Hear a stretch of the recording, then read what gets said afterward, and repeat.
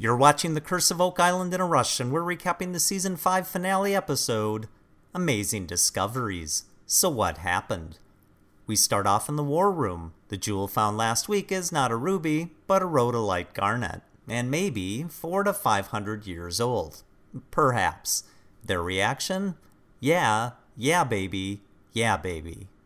Mike Huntley is going diving into the DMT.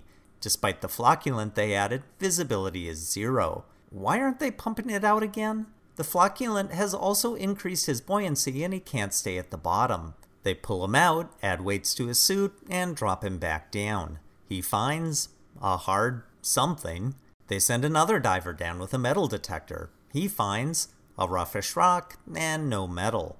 It turns out the metal plate they have spent weeks finding is really just a granite boulder. And drilling is done for the season. In the war room, they reminisce on some of the season's finds. The cross, the human bones, the parchment, the coins, the brooch, and the key lock cover. Rick and Marty are convinced the island is loaded with treasure, and there is still a mystery to solve. They all declare victory and clasp hands as the Fellowship of the Dig.